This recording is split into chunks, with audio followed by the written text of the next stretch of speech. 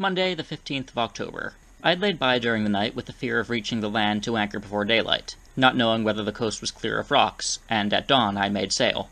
As the island was more than 5 leagues distant and nearer 7, and the tide checked my way, it was noon when we arrived at the said island. I found that side facing towards the island of San Salvador, treaded north and south with a length of 5 leagues, and the other which I followed ran east and west for more than 10 leagues. As from this island I saw another larger one to the west, I clewed up the sails after having run all that day until night. Otherwise I could not have reached the western cape. I gave the name of Santa Maria de la Concepcion to the island, and almost as the sun set I anchored near the said cape to ascertain if it contained gold. For the people I had taken from the island of San Salvador told me that they wore very large rings of gold on their arms and legs. I really believed that all they said was nonsense, invented that they might escape. My desire was not to pass any island without taking possession, so that, one having been taken, the same may be said of all. I anchored and remained until today, Tuesday, when I went to the shore with boats armed and landed. The people, who were numerous, went naked, and were like those of the other island of San Salvador. They let us go over their island and gave us what we required. As the wind changed to the southeast, I did not like to stay and returned to the ship. A large canoe was alongside the Nina, and one of the men of the island of San Salvador, who was on board, jumped into the sea and got into the canoe.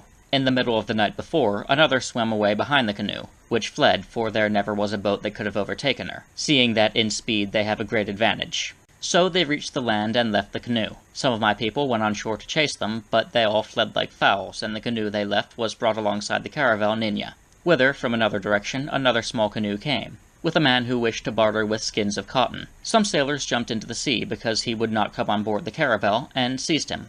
I was on the poop of my ship and saw everything. So I sent for the man, gave him a red cap, some small beads of green glass, which I put on his arms, and small bells, which I put in his ears, and ordered his canoe, which was also on board, to be returned to him.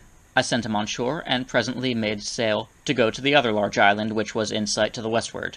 I also ordered the other large canoe, which the caravel Nina was towing astern, to be cast adrift, and I soon saw that it reached the land at the same time as the man to whom I had given the above things. I had not wished to take the skin of cotton that he offered me. All the others came round to him and seemed astonished, for it appeared clear to them that we were good people. The other man who had fled might do us harm, because we had carried him off, and for that reason I ordered this man to be set free and gave him the above things, that he might think well of us. Otherwise, when your highness again sends an expedition, they might not be friendly. All the presents I gave were not worth 4 maravedis. At 10 we departed with the wind southwest, and made for the south to reach that other island, which is very large, and respecting which all the men that I brought from San Salvador make signs that there is much gold, and that they wear it as bracelets on the arms, on the legs, in the ears and nose, and round the neck.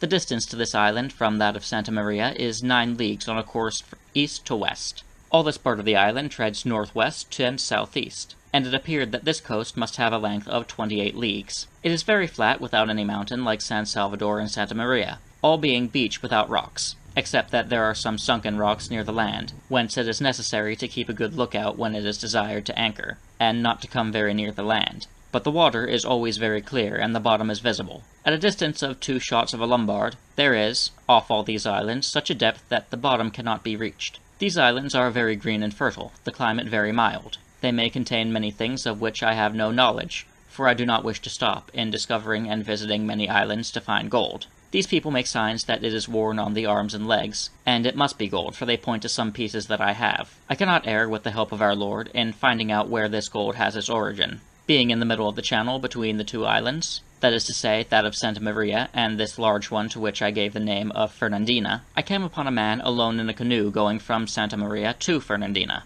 He had a little of their bread, about the size of a fist, a calabash of water, a piece of brown earth powdered and then kneaded, and some dried leaves, which must be a thing very highly valued by them, for they bartered with it at San Salvador. He also had with him a native basket, with string of glass beads, and 2 blancas, by which I knew that he had come from the island of San Salvador, and had been to Santa Maria and thence to Fernandina. He came alongside the ship, and I made him come on board, as he desired, also getting the canoe on board and taking care of all his property. I ordered him to be given to eat bread and treacle, and also to drink, and so I shall take him on to Fernandina, where I shall return everything to him, in order that he may give a good account of us, that our Lord pleasing, when your highness shall send here, those who come may receive honor, and that the natives may give them all they require.